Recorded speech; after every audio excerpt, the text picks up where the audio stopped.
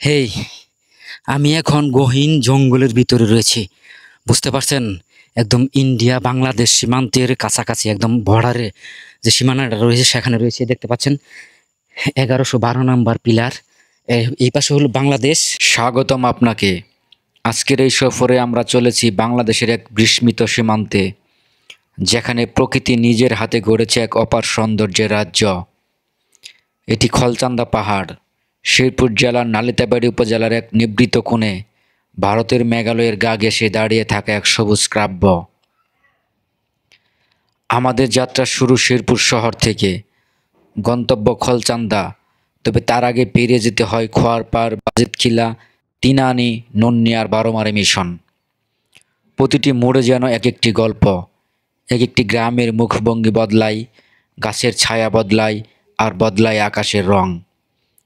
পথটা লম্বা হলেও ক্লান্তিকর নয়, বরং প্রতিটি দৃশ্য, প্রতিটি বাতাসের ছোঁয়া আপনাকে শেকড়ের মতো টেনে নিয়ে যাবে ভেতরের পাহাড়ের দিকে। খলচান্দা আসলে কেবল পাহাড় নয়, এটি একটি প্রাচীন উপজাতি অধ্যুষিত গ্রাম। এখানে কুচ সম্প্রদায়ের বাস। তাদের জীবনধারা সহজ, সাদামাটা। মাটি, নদী আর বন, এই তিন মিশে তারা বাঁচে। তাদের চোখে কোনো শহরের ব্যস্ততা নেই, আছে এক শান্ত নীরবতা, যার মাঝে আপনি খুঁজে পাবেন নিজের হারিয়ে যাওয়া মনটাকে। পাহাড়ে উঠতেই বদলে যায় দৃশ্যপট, যেন সবুজে এক সমুদ্র। জ্যোৎস্না পড়লে যেখানে ঢেউ তুলে পাতার দল। ড্রোন ক্যামেরা উপরে তুলতেই দেখা গেল বুগাই নদী কী অসাধারণ ছন্দে কাটছে এই পাহাড়কে। আর দূরে মেঘালয়ের তোরা পাহাড় যেন স্বপ্নের মতো ভেসে বেড়াচ্ছে দিগন্তে। এখানে দাঁড়িয়ে আপনি একসঙ্গে দেখতে পাবেন দুই দেশ, বাংলাদেশ আর ভারতের হাত ধরাধরি করে দাঁড়িয়ে থাকা দুটি ভূমি, দুটি মন, দুটি সংস্কৃতি। আমি এখন বাংলাদেশের ভিতরে রয়েছি, ১১১২ নাম্বার যে পিলারটা রয়েছে সেখানে। আর এই মুহূর্তে আমি এখন ইন্ডিয়ার পিলারে রয়েছি। দেখতে পাচ্ছেন ১১১২ 2/S IND, ইন্ডিয়া। আমি আপনাদের দেখানোর চেষ্টা করতেছি শেরপুরের শেষ সীমান্ত, একদম এই ১১১২ নাম্বার পিলার থেকে আমি মোহাম্মদ জাহিদ হাসান আপনাদের সাথে আপনাদের দেখানোর চেষ্টা করতেছি। তো যে কোনো সময় এখানে বিপদ ঘটতে পারে, তো এখানে থাকাটা সেফ না আমাদের জন্য। তো আমরা এখন এখান থেকে বের হয়ে যাব।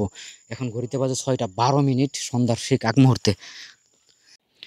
এই খলচান্দা পাহাড় সীমান্তের এত কাছাকাছি যে মাঝে মাঝে মনে হবে আপনি এক পা দিলেই ভারতে পৌঁছে যাবেন।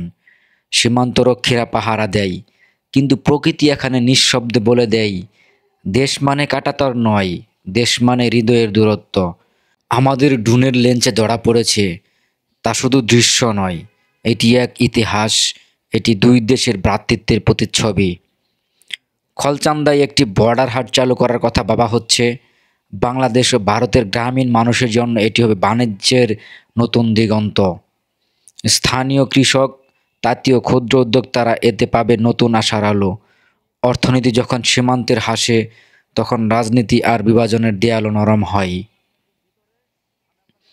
খলচান্দা শুধু প্রকৃতির নয়, এটি বাংলাদেশের পর্যটনের এক অমূল্য রত্ন। সঠিক পরিকল্পনা আর পরিচর্যা এখানেই গড়ে উঠতে পারে পরবর্তী বান্দরবন, সাজেক কিংবা নীলাচলের মতো পর্যটন স্বর্গ। এখনও এখানে তেমন ভিড় নেই, তাই প্রকৃতি আছে তার আদিম রূপে। যারা ভিড়হীন বিশুদ্ধ প্রকৃতির খুঁজে থাকেন, তাদের জন্য খলচান্দা এক নিঃশব্দ ডাক।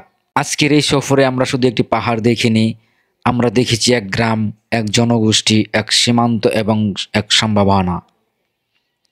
আপনি যদি প্রকৃতির ইতিহাস আর নিঃশব্দের প্রেমিক হন, তাহলে খলচান্দা আপনার জন্য অপেক্ষা করছে। চোখে নয়, হৃদয়ের ক্যামেরা নিন, এই পাহাড় আপনার ভেতরের মানুষটিকে বদলে দেবে।